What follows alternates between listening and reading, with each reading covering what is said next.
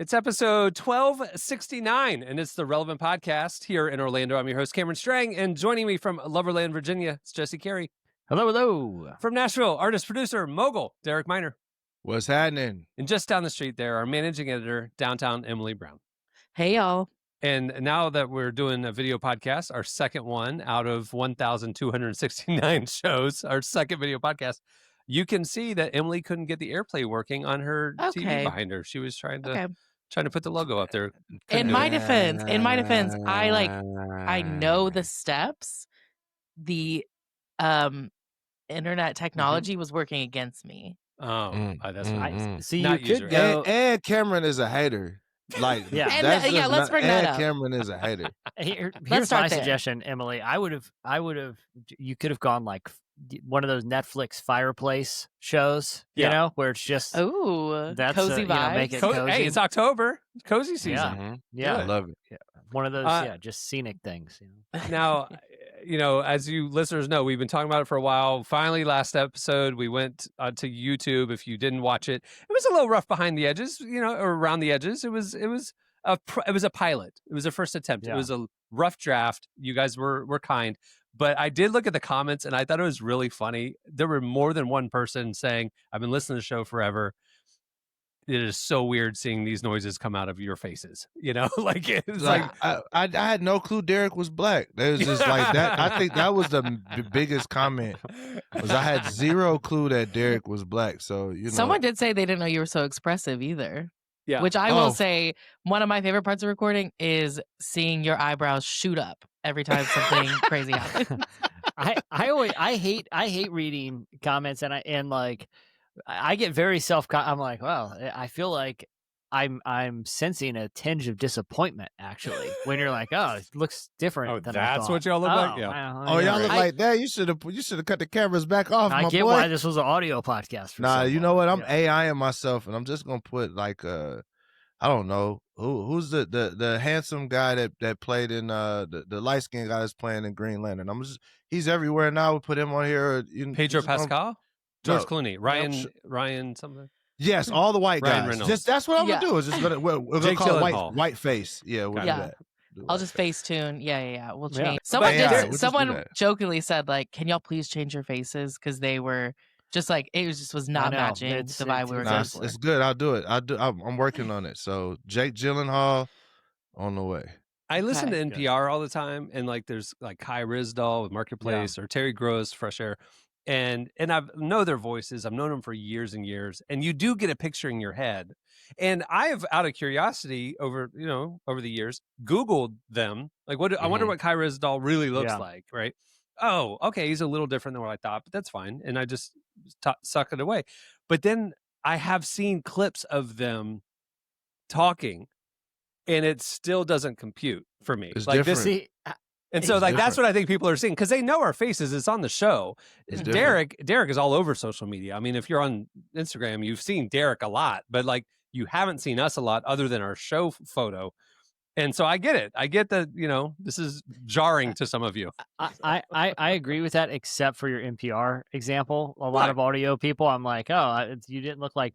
NPR people mostly look exactly like what I think, like kind of bookish. I probably know what their haircut is just by listening. They probably have like a button-down shirt, like maybe a little blue, a little white in it. You said they basic. It's like, oh, you know they what? Have a look. You know what, Kai Ryssdal? You sound exactly like what I had in my head. It's remarkable. Ira Glass. I could, I could have never seen his face, and if you were to have me sketch him, it would probably be like, or you had a lineup. That's what if I had a lineup of just random people and say which one is an NPR host, it would be astonishing, the accuracy rate. That is a true story. So. Sorry, y'all. And what's worse, for those of you who just don't like seeing these noises come out of our faces, stay off social media, because this hour-long podcast is going to turn into about 30 clips every week. Oh, and it's going to be everywhere. I mean, why'd you say it like that, bro? That's terrifying. I'm warning you now. You you're gonna be seeing all of this. So. You will see all this. So Derek, get your Facetune started because we're doing that this week. I'm working on it. Hey, look, I'm the tech guy. I'm forward thinking. I'm already working on AI so I can show up like Jay Gyllenhaal. I'm already coding it right now. Me and ChatGPT. I want you to have a different look every episode. No, it's not a look. Here's the thing. Fire. Derek and I know this. There's a platform called Higgsfield, and Higgsfield's unbelievable. And there is a thing now, and Google's Nano Banana is integrating it. But now with video, you can take a face, like a celebrity face, and superimpose it on somebody else's video doing stuff, like somebody else's body. So, Derek, you could have a different white celebrity head every week if you wanted to. Which seems really unethical, but you know what? There's no laws against it. So, Not yet. My old basketball coach told me if you're not cheating, you're not trying. So, like, it just we're the Wild West. So, does the body stay the same? And it's whatever you put everything stays the same. You can make it where, like, you have the celebrity's head on your body, your video. I mean, like, everything else is exactly the same. Would you still be bald, though? Warn your meat. Oh, that's how you gonna do it? Really? Really? We were all thinking it. Let's not pretend like we weren't all thinking it. No, well, actually, I'm gonna have a full head of hair while we trying to be funny. It's gonna be like, matter of fact, the first person I'm gonna be is Fabio. The matter while we talking, that's the first person who got. This man was on books with blonde hair, and he became a real celebrity based off of being photoed on books. That's crazy, by the way.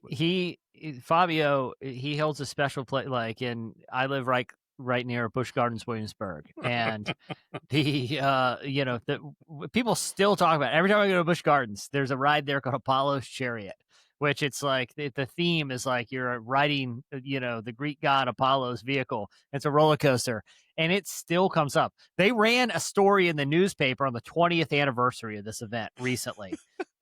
Fabio.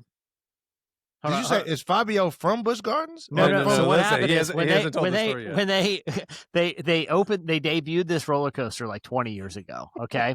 And because it had this Greek theme, like Apollo's Chariot, for the first ride on they flew in Fabio and they had him sit, and to my recollection, he was wearing like a toga, and he was with like women also in togas, okay? Like models. And he was going to ride the first ride with his long hair. So it takes off picture, people are taking pictures, like He's the paper's there, front row. Yeah. It comes back. It comes back into the station. And everyone's like, "Oh my gosh!" First, Fabio is covered in blood. Okay, and he is holding his nose, absolute like blood everywhere. You can go look at the video or photos of this. It hit a goose the first ride. A goose. And it hit Fabio right in the nose and like really bashed him up. I gotta see it. Put it up on the screen. I'll pull it up. Fabio roller coaster. Listen. Oh my gosh. We're gonna have to blur out the image. I go to Busch Gardens several times a year, and oh my God. Every time I go to Busch Gardens and go on Apollo's Chariot in line, people are like, "Man, it's so crazy about Fabio." They still are talking about it. But this is Can I screen share something real quick? Yeah, I was going to screen share Fabio, but if you could take it. Yeah, this was a recent post.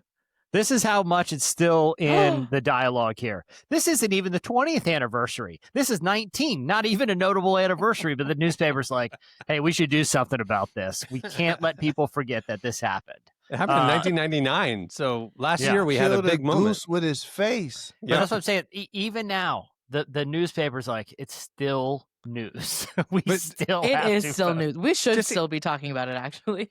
I feel like it was the beginning of bird mishaps that were happening, because like I feel like it was not long after that pitcher hit the bird with the baseball pitch. Randy Johnson in an MLB game was pitching so fast a bird exploded. Like, pull that up. Well, the thing about Randy Johnson now is he is a photographer, and he has a photography business where he's a sports photographer. The logo for his photography business is a dead bird.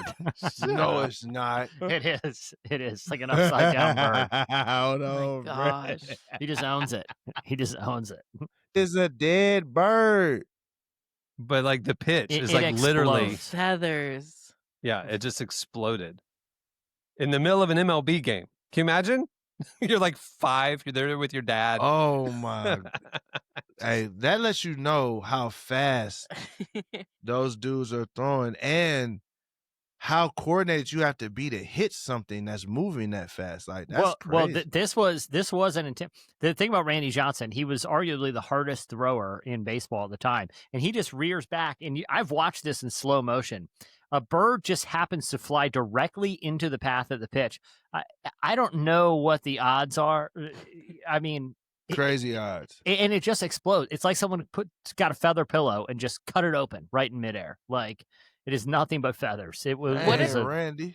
What did they do after that? Like, did they pause the game? Like, did they just keep going? Briefly, very briefly. They removed the bird and continued on. And I'm gonna keep it real.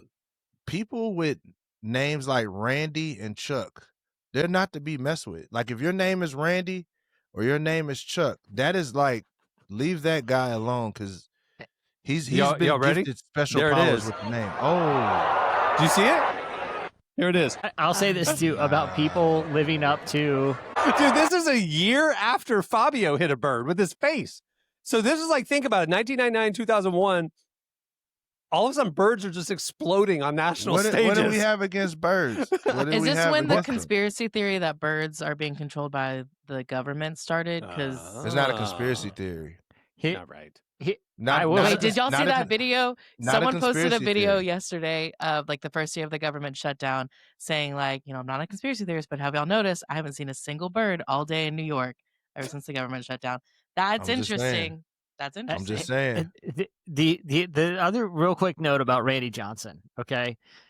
I was a big baseball. I still am. I'm wearing a Washington Nationals hat right now. I watch a lot of baseball. I watched a lot of baseball at this time in my life too, when this incident happened and I was in high school. The thing is, when I said, like, if you could make a lineup and say that is the NPR host of this show, if you were to make a lineup of MLB players and said which one murdered the bird with a fastball, it would be Randy Johnson. For people who don't know what he looks like, he's about 6'9", has long hair and a Fu Manchu. He looks like a human scarecrow. It looks like he was born to kill birds. Like it was just genetically born to I think do he's this. Chuck Norris's cousin. Like they're like obviously Chuck Norris is the alpha, but he's definitely like beta sigma level. What? Wait a minute, Emily. Chuck Norris ain't the alpha? Well, I don't know if we've talked about this on the show. One of my friends from school growing up, his dad was one of Chuck Norris's stunt doubles.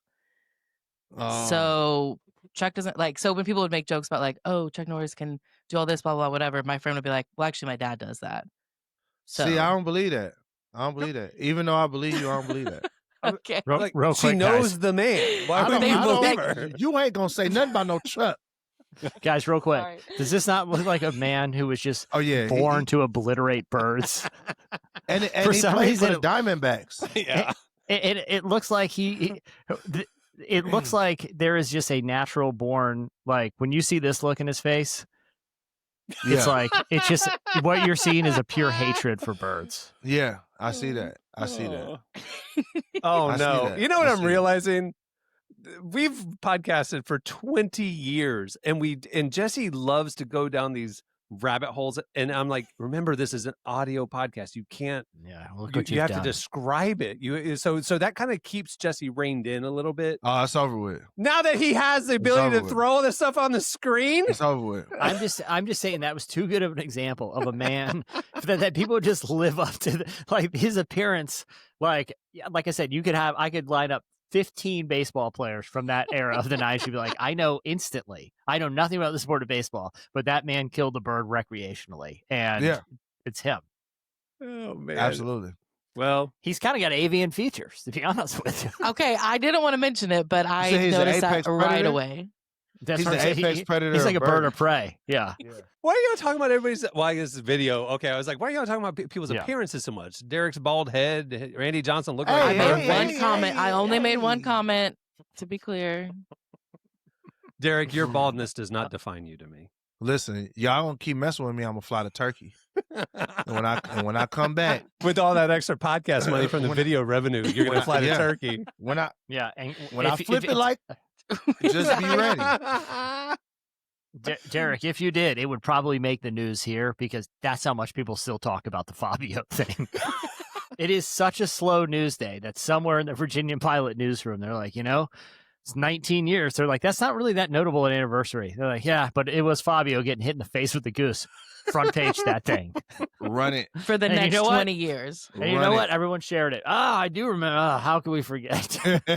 Never forget. There are two things that happened in this area that people still talk about. And it's still one is Fabio. It still comes up all the time. Like I said, even in the newspaper. The other one is there was 2 radio DJs. We have Virginia Beach is very, Cameron, you've been here. It's very flat, right? Yeah. The highest point in Virginia Beach is the peak of what they call Mount Trashmore, which is a former landfill, which they put grass on and is now like a park. Can I ask, you've mentioned Mount Trashmore to me in the past. Is it the official name or the locals call it Mount Trashmore? It is called Mount Trashmore. It's got a skate park there. The back of the 80s. Can we pull up an image of it? It's a mound with grass on it, but it's like 50 feet tall, like a landfill. That's crazy work. Yeah, I think it makes an appearance in the Pharrell movie. I think there's a brief Mount Trashmore flyover, but the Lego one. But anyway, he's got a lot of little Virginia Beach Easter eggs. But anyway, back in, I remember when this happened too, because I was in elementary school. 2 radio DJs for like the rock station. This was back in the golden era of morning radio, where every market had those 2 boneheads. This was Tommy and Rumble. Okay, we had Welch and Woody in the morning. Welch and Woody. Bubba the Love Sponge. We had Bubba the Love Sponge. Well, he ended up going on. Bubba to the Love Sponge. He's still going in Tampa. He's still going. But Bubba the Love Sponge made his start here in Orlando. I remember him when I was in high school.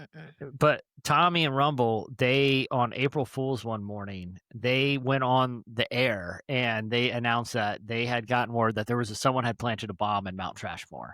And Mount Trashmore is ready to blow. They had to cancel a bunch of field trips there that day. Also, whoa. They take children to the trash pile for field trips. Hey, real talk. They just put a couple slides on that thing. 2 weeks ago. You can ride by. Are you in West Virginia or Virginia? Dude, you ride by it right off the interstate, and there's slides going down Mount Trashmore, and it looks sweet. I feel like Virginia is very close to Florida. Like the more I talk to you, the more I start feeling like Virginia and Florida are kind of like they're related. What did Drake say? Pretty but rough. Virginia Beach? Rough up here. Virginia Beach. Yeah. She's pretty but rough. That's about right. Virginia Beach, cold Florida. Virginia Beach is like Daytona Beach, actually quite a bit. Like there's a lot of similarities on the beachfront side of things. Well, is that more just like all beaches are like that? No, I'd say, what's that one that you went to in South Carolina? Myrtle Beach. Myrtle Beach, Daytona Beach, Panama City Beach, and the Panhandle in Florida, and Virginia Beach, I would say have a similar beach culture. Kind of like airbrush souvenir T-shirts and like what we saw. Hey, y'all, watch this. Remember we were there and they were selling shorty shorts like Daisy Dukes, and it had the Chick-fil-A logo on the butt, but it said thick fillet, THICC fillet. I should have bought some of them for my wife. Listen, there is a remarkable. I don't know how legally they're selling some of these shirts and shorts publicly because I don't even want to describe some of the sayings that they have on this podcast. But Jesse, it's I saw a local news report. I don't know how it got in my social media feed, but a local news report from your Virginia Beach news station, and the reporter is walking down the beachfront because apparently some of your legislators are trying to ban and outlaw some of these obscene merch stores.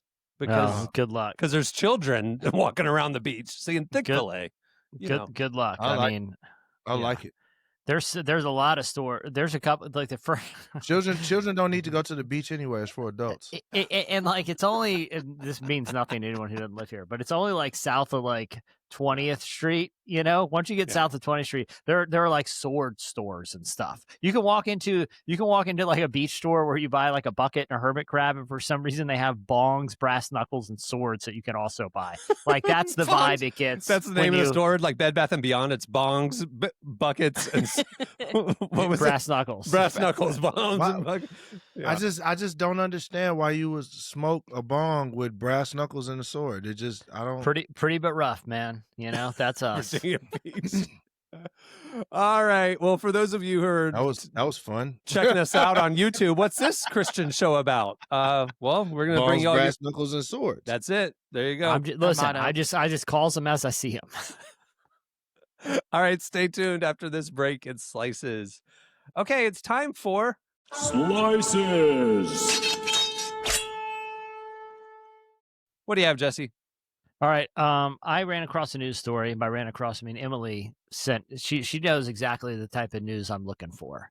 And I did not see this because, ironically, it's the anniversary of the Fabio thing. So I started reading that again. That's been all over your feed. Because around the algorithm in my geolocation is all about reminiscing. It's a big story here every year. So thankfully, Emily was able to send me a story about a woman named Taylor A. Humphrey, who, listen, it was a very long form feature that ran in like a San Francisco newspaper, but it was about this woman who charges up to $30,000 to name people's babies. Okay. I love it. She's a bespoke baby namer. All right. And I mean, the whole article is just filled with great information about this industry, but she's like top of the mountain here. But I was very interested in her origin story. How do you become that? All right. Oh, I'm glad you asked, because this is my favorite part of the story. She realized there was demand for this market because she had friends. I want to make sure I get this stat right here. She had friends that, were they had a baby, and they were in the husband and wife at the hospital were in a very heated dispute about what the baby's middle name should be. And so much so that they were refusing to sign the birth certificate. But you can't leave the hospital unless you sign the birth certificate, right? Okay. Like that's so they ended up staying in the hospital because they were in such a heated argument for so long that they racked up a hospital bill of $300,000 because both of them were just stalemating each other, refusing to sign the birth certificate. And that's when she realized, hey, there's demand for a service for someone who can avert this problem. Wait, so did she like go to hospitals and like almost like what do they call them, ambulance chaser lawyers, and they walk around the hospital and they like give them a card, like hire me? Is she walking around the hospital like trying to drum up business? No. This was just realizing like, man, that this whole crisis could have been diverted. Need for this. Yeah. Because insurance wouldn't. Because insurance wouldn't cover the extended stay because it wasn't for health reasons. It was because they weren't leaving because they were refusing to sign the birth certificate because they were in an argument about what the baby's middle name should be. It's insane. I just baby's love that. middle name, by the way. Yeah. And also, so anyway, they had 9 months. I'm sorry. Like, okay. Yeah, keep going. I know. But that's why sometimes it requires professional intervention. Okay. But those services are not cheap. Twitter named my son. I mean, this is... Yeah. I mean, people will get ideas. Crowdsourced it. Yeah, I did. I crowdsourced it. I just want to know if that couple's together. That's the real question. I also want to know what name did they land on. It didn't say. I think they're protecting their privacy for obvious reasons, like being mocked on a podcast. The other but you know, she's got a whole technique, man. She looks at she doesn't want your kid to be in a class with a bunch of other similar names growing up. She finds something that's a little unique. She goes into your genealogy. She looks at like significant members of your family tree. She got a whole system. If you're paying $30,000, you know, there's a whole system. Sure. I love it though. I'm thinking about doing this, but I want my methodology to be very different. Have you guys seen that video of Rick Rubin that has gone around? You know, Rick Rubin, the music producer, and it's like a short, and he's talking about his process. He's like, I don't play any instruments. I don't work any technical equipment. I just feel it and have taste. You know, like basically he just sits in the session like, hey man, why don't we try this? Even though he doesn't actually play anything. Yeah. And he's produced some of the biggest albums in the world. I want to be the Rick Rubin of the naming thing. I'm not going to do any research, okay? I probably won't. I'm going to briefly meet the couple. I don't even need to know your names. I just want to size you up. Are you going to get a vibe from the baby? Or are you going to like... No. Well, they're not born yet. I'm just going to look at the mom and dad just briefly. Just walk in the room, kind of vibe out for a minute. Got it. Theodore Teddy Smithowski. The third, and then I leave. You're going with you're giving him a new last name too? When necessary, if I feel it. Well, because honestly, the first name has to go with the last name, and if their last name doesn't vibe, how much you charging? $30,000. Can you? The market price has been set, Derek. I know you guys do. You both do rabbit hole research, and actually, all of you do. So tell me, debunk this, or tell me if this is true, because I've heard this about names. I've heard it said by so many people that I thought it was a joke at first, but now it's spread so much. I think, is this real? I've heard that Jalen Rose is literally the first person to ever be named Jalen. His mom invented the name Jalen. And then when the Fab Five got famous in the 90s, all these babies were named Jalen after that because it was such a unique new name. Is that true that Jalen Rose is the first Jalen? Because in the professional sports now, there are hundreds of Jalens, it seems like. I've never heard that. I'm not saying it's not true, but that is not a nugget that I've ever been run across, No, there was a I'm looking. Rose was born in 1973, and before him, an obscure man named Jalen lived in Florida. Okay. Though his name was not widely known or accepted. So maybe he's the most popular Jalen. But I heard, because growing up in the 90s in Orlando, Shaquille O'Neal, his mom, Shaq's mom, made up the name Shaquille. I mean, so it's not unprecedented that in that era of athlete that there were brand new names. I'm not disputing it. I just never heard that, Yeah. But inventing Jalen's different than inventing Shaquille. Shaquille sounds invented. Jalen, and I feel like it's not uncommon to come across a Jalen and just take for granted that maybe the first Jalen was within a generation. But that's the thing is every name started somewhere, Right. So it's there's names being invented right now that have never been used before. Who knows? So either way, Jesse, if you're looking for a service, if you're looking for my service, I'll just say this: you have to know how to find me, and that's an adventure in and of itself. Prove yourself worthy, and also have $30,000. So this man is on a video podcast now, but his social media avatar is still a gray circle. You cannot find Jesse Carey. I'm a ghost. You can find him for $30,000 if you DM him a check for $30,000. Yeah, I'll find you. What was that old name bit? I think Jerry Seinfeld said it, but it's names, kind of some names give you a career path and define you for the rest of your life. Like the parents who name their baby Jeeves. Jeeves is going to be a butler one day, that kind of thing. And so it's but think about that. That poor Jeeves, he didn't choose that name, but now he's got to be a butler. I will say this. I'm here to break that because my mama named me Derek. I was destined to be an accountant, and I wound up being a rapper. So that is true. There you See, go. I've realized this about pop culture Jessies. There's always something a little off about them. You got your Jesse Jameses, your Jesse Pinkmans, your Uncle Jesse's on Full House, something a little sideways about these guys. And I've just embraced it, All my friends that are teachers say that J names are typically kind of the crazy kids in the classroom. So there is something with that, I will say. When I was named after... Oh, yeah. I was named after my grandmother, Rose Cameron. So I was named to honor her. But when I was a little kid, nobody was named Cameron. Now all the little girls are named Cameron. But, when I was a kid, I was the only Cameron. My mom told me I came home, and I remember this from kindergarten, and there were 4 Michaels in my class. And I was pleading with my mom to change my name to Michael because I hated having a unique name, because the name Cameron means crooked nose. And the kids caught on. Literally, the Camerons back in Scotland, back in the day, you were named after a trait or a skill. We were named Camerons in Scotland because of our crooked noses, which then they redefined as unique ones. So the name Cameron means unique one. Thanks, Mom. If it makes you go, so Emily means industrious or hard worker. Fine, whatever. Tell everybody what your dad thinks Emily means. Oh, well, he thought it was a biblical name up until about 5 years ago. So he thought that they named her Emily after the Bible. Well, okay, so my brother's name is Matthew, which, by the way, so mine means hard worker, Matthew means gift of God. So there we go. Great. Yeah. So my mom got to pick our first names. My dad picked the middle names. That's what I've been told. So my mom picked Matthew, one because it was popular, but also because it's a biblical name. So then when she picked Emily, another probably the most popular name, she just picked it because it was popular, not obviously because of the Bible thing.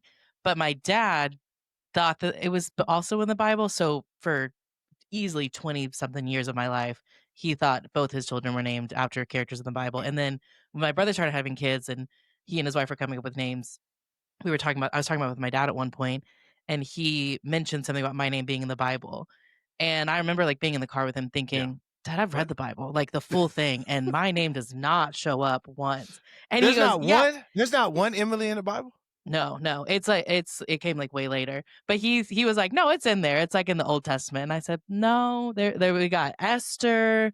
He was thinking of Ruth. Esther. Like, there's literally 5 women in the Bible. So like, there's just majestic, powerful queen prophetess. We don't even got a side character named Emily. There got to be a side character. Emily gave somebody a glass of water, please. No, she's not even close to being in there. Not for hundreds of years, I'm pretty sure. So, but it was really sweet that my dad thought I deserved to be in the Bible. I don't know. Yeah. Jesse, did your parents ever explain to you why they named you Jesse? Does that have connection to family or meaning or anything? Everybody, all the cousins on one side of the family are J's. There's Jesse, Jeremy, Justin, Josh, Jake. A lot of J. Yeah, it's just a J thing, Yeah. Those poor teachers. That's how it shook out. Yeah, I know. And I'll say this: me, my brothers, and all my cousins have caused quite a bit of trouble growing up. So shocked to hear this. Maybe you're right about that, Emily. Your mom also is making extra work for us because the the captioning software that we use for this new video podcast thinks your name is spelled with an IE. And every time your name is mentioned, we have to go in and manually correct it. You think AI would be smart enough to know, but you know my thoughts on that. All right. What do you have, Derek? There's a woman that's going viral in Florida, and the reason why is because she won a video game tournament with a 5-day-old baby in her arms. I'm going to show you what? Oh, there we go. This is her. That's a fresh baby. This is a fresh baby frying the guy that's next to her. His friends better never let him live that down. At Mortal Kombat. And she beat 3 other people, including her husband. So that's great. She whooped all these guys. She won a $28 prize and a trip to DreamHack Atlanta Gaming Festival in October. So pretty much this is what I've found out, that mothers can pretty much do anything. That is the moral of the story, is that if you're a mother, it's like a superpower. She already was cold at the game, but having the baby, it just took it to the next level. Sorry, did you say $28? Yes. She won $28. That's it? I thought it was a typo. I was looking for love of the game. $28. Love of the game. So she whooped all these dudes just for the love of the game. Just off the muscle. Aspirational, actually. Okay. I will say the more impressive thing is she actually left the hospital that day. There was a baby name dispute, and they brought me in. I was in there for about 3 seconds. So it feels like a Beth, and I left. Just like biblical name. Check this out, though. Not only she didn't just have the baby, but she had the baby with a cesarean section. So it's like she's in pain. Actual surgery. Yeah, she's in pain. Wow. Yeah, she's in pain, whooping you at Mortal Kombat, and there's nothing you can do. Like, you are just getting. She's like, "No, I've already been in Mortal Kombat. I just had a baby 5 days ago. Like, this literally is nothing." That is wild.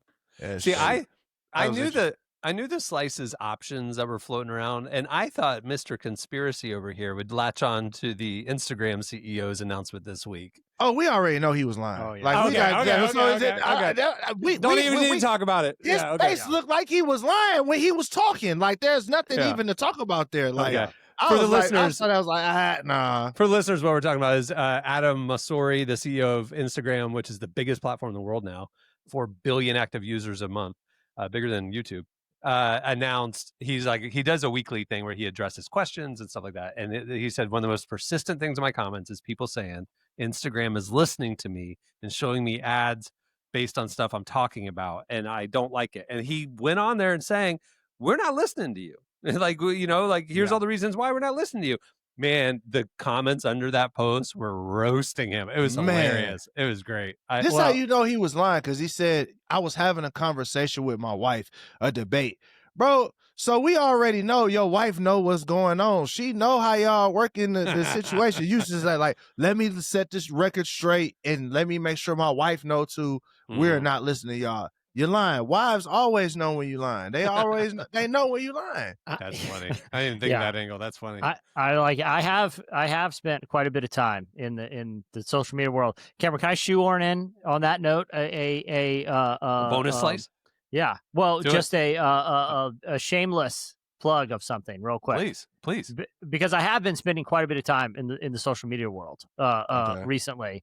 Real quick, I just wanted to a project I've been working on. If you're interested in social media conspiracies, and efforts by nefarious institutions to manipulate social media feeds, I've just released. Well, I say I've been working with a team on a new project that is about psychological operations. It's hosted by a podcaster, a former Navy SEAL and CIA contractor named Sean Ryan.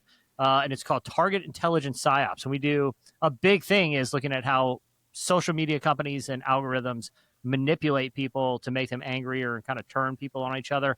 And we talk to whistleblowers from Meta in the series who worked, everything from like counter espionage units to places to teams that have testified before Congress and done a lot of crazy things to expose the ways that these social media platforms are manipulating people. Anyway, that's the end of my plug. It's available tell us now how to find it. This is awesome. First of all, you don't need to rush. We celebrated Derek's amazing new album a couple episodes ago. I want to, dude. I want to know what you're up to. Our listeners love you. They want to know what you're up to. So tell them how they can find it. Yeah, so if you go to psyopshow.com, you can pre-order it now. It's 8 episodes. Can you spell that for those of us who aren't in the psyop world? PSYOP. It's short for psychological operations. Show.com. And it releases all 8 episodes on October 28th. And it's an 8 episode sort of immersive audio experience. But part of the reason why we wanted to do it is it's such divided times, as everyone knows. And we kind of looked at the forces that make people feel so anxious and angry and hostile after spending time online. And the lengths that foreign governments go, like kind of the rabbit hole starts with this woman who, the crazy thing is, the opening anecdote for the first episode, it's the story of a woman named Frances Haugen, who used to work at Meta. And it features an extended interview in her story. She was assigned to figure out this murder that happened in Ethiopia because of a Facebook post, and uncovered this psyop that was trying to trigger a civil uprising in the Tigray region of Ethiopia successfully.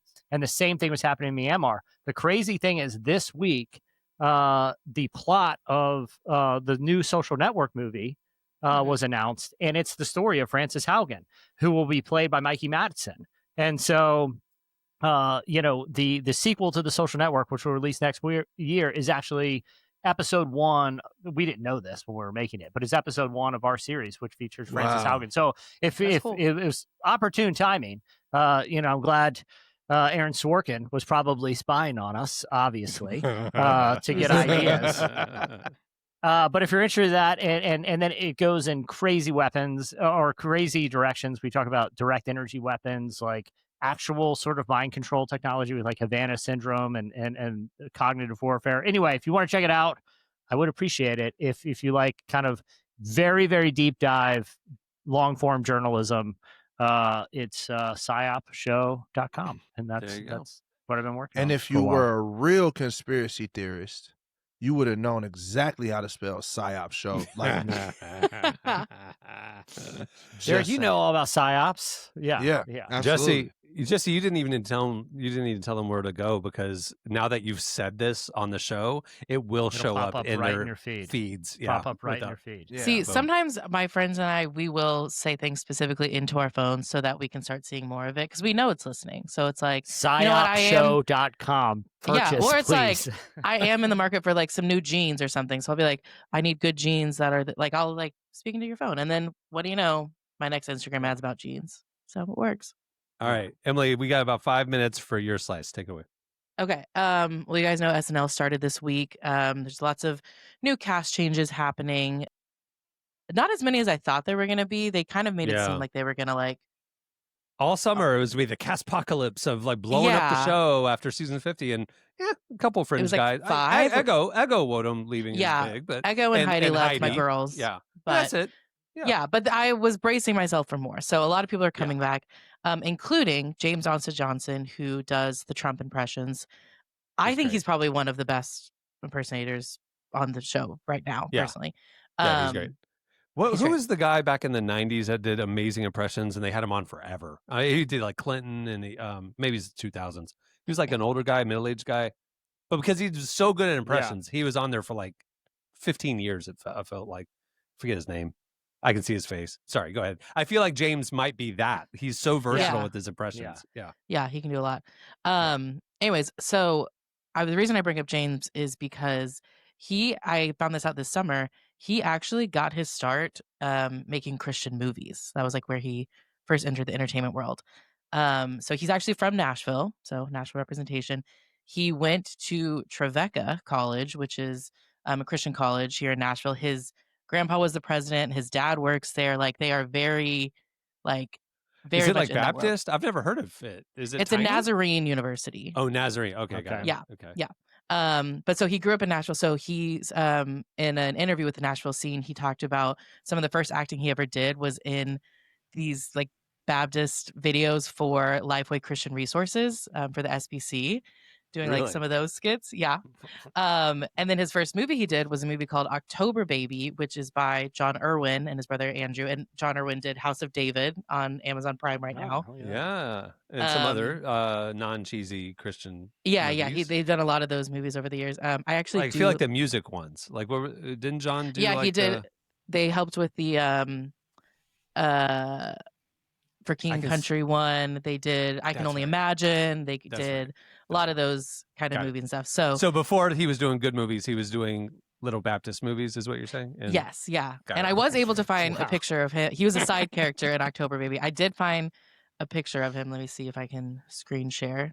Of baby James Austin Johnson? Of baby, yes. Wow. He probably has the only Lifeway Christian Resources to SNL trajectory. Yeah. Can y'all see that? Hey, look at him. Look at him. What's up. Look at that. Can I give a fun fact? Can I give one fun piece of trivia about him? Please. I actually named James Austin Johnson. All three of them. How much did it cost? Well, he was just starting out. $30K for each name. So $90K. Yeah. I gave his family a discount. I could tell this kid's heading places, and so I gave him a discount, and it was right at $30,000. Yeah, it was a ministry family; they didn't have a big budget. Yeah, but I came in right at the $30,000 mark. That's pretty much. Oh, got you. Yeah, because it was because they're still paying it off. They're still paying it off. Yeah, exactly. Pretty deep discount. Anyway, continue. Jesse, or not Jesse? Sorry, Emily.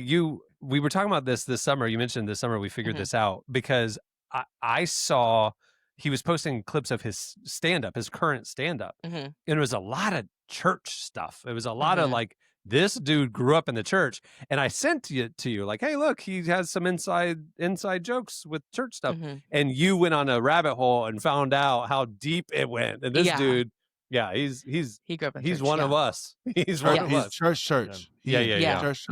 Which he did say. So like after he was in like that movie, he realized like he was not as serious about his faith as everyone else in the movie. And he said, like, I respected them too much to still be a part of this. So he started pursuing like more stand-up and other comedic avenues. But he still says, he still has like respect for them and like doesn't want to like speak badly or anything about them. He does make jokes about the church as a lot of comedians do, but for sure. Yeah.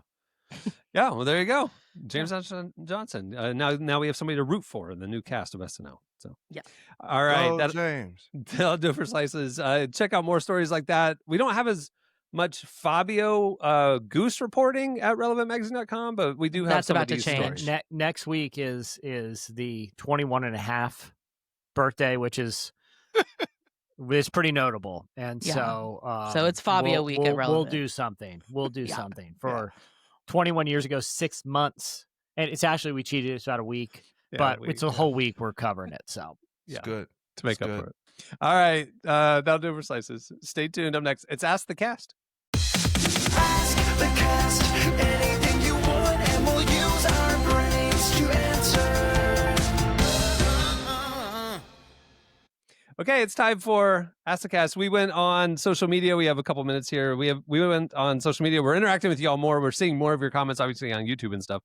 But over on the Relevant Podcast Instagram, we asked you guys for some questions. If you had any questions, you sent us life questions that you have. You also some get to know you cast questions. So let's see. Tyler did that.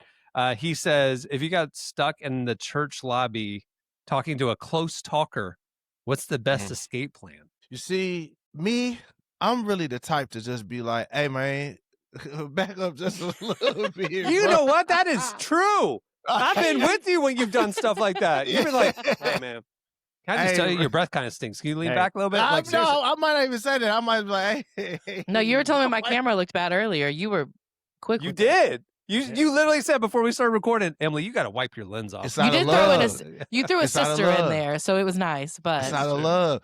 I clocked it. And you know what? I don't know if that's like a black church thing or whatever, but like, bruh, we would make fun of the things that are the most. You're not supposed to make fun of those things. Like, and I don't know. It's just growing up Black Pentecostal small church in Columbia, Tennessee. It just is what it is. Like, there was somebody that we would avoid getting prayed for, because he would always spit in your face while he's praying. And his breath was always bad. He didn't mean to, but it was like, is it Daffy Duck? That's like it was like Daffy Duck. So it was just like, no one was going to him in the prayer line. It's like, I need God, but I don't need him that bad. See, Derek, I go the opposite. I close the distance. Okay. How close to the sun do you want to fly? Let's ride the lightning. Let's do this thing. Oh no. Let's see. Are you Let's see. You pushing in? Yeah. I'll make him push back. Let's do it. Let's do it. A little taste of medicine. Let's get crazy. It's the J in the name, bro. That's what it is. I close that. There's something in his mind. Maya Bell wants to know. Well, she's kind of got a two-parter. She said, "I want to know y'all's bad youth group names growing up, because we all had some pretty bad youth group names." And then she said, "Each of you had to be a youth group name. Which one would you be and why?" My youth group growing up was called Strike Force. And then literally the little verse was like, the righteous will take it by force, and it was a sword, and like half of the sword had Jesus's reflection on it. It was the most 80s 90s Strike Force. It sounds like a bad Apple video game that just flying on your computer, your phone while you have it on your. It's like, we're taking the city for God with force. Yeah, it's like great. Yeah, that's I can't remember mine. I remember it was flame related. It was fire or something, or blaze. I remember there's fire incorporated into the logo, but unfortunately, with like Acquire the Fire, that was a big era for Acquire. Yeah, but there was also Blaze and like Inferno and stuff like that. I feel like now it's just like the group or something, like they're like, or just youth. Yeah, like youth. Yeah, it's like nothing. They're like anti-branded now. Yeah. Mine, I don't remember the name exactly, because I don't think this was her name. I know our youth group room was called the Harbor, because it was like a safe place. Whatever. Gosh. Yeah, we didn't have one. And then our small groups were called Pier 7, because we'd go to the pier with our close friends. I remember, speaking of the Harbor, we had a meeting. I remember it was a meeting, and I was invited to be part of it because they wanted the youth feedback for the church. And one of the ladies in the church was very passionate about this idea. They wanted to build like a new building, an activity center. She was trying to pitch it to church leadership, right, for the youth, and she wanted to call it the Youth Magnet, and the entrance would be like a horseshoe magnet that you would walk through.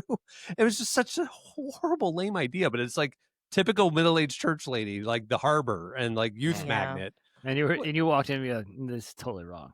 All you need is really a bumper pool table. Thought about that, guys? Right in the middle of the room.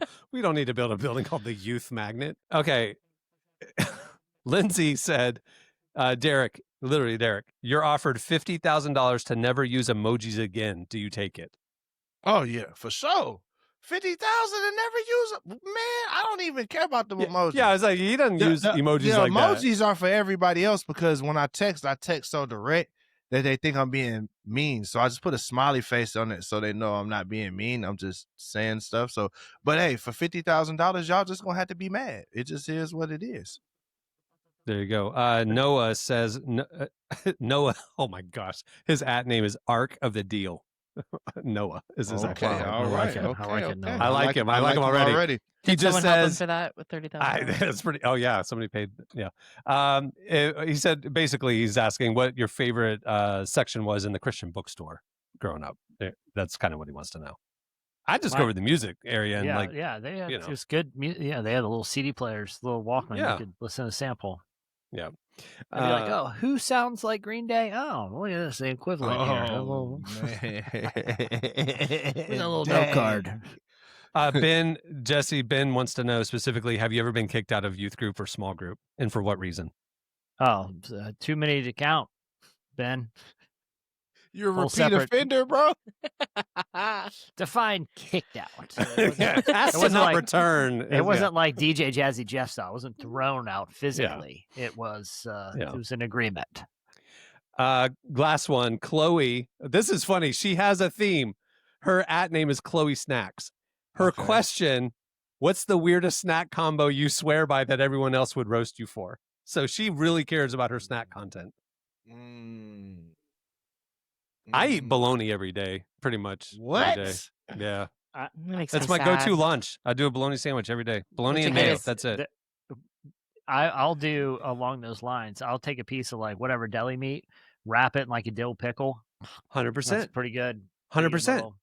When I'm trying to cut carbs, you just wrap up the turkey, the sliced turkey, put a little mayo squirt on there, and you got a little hot dog,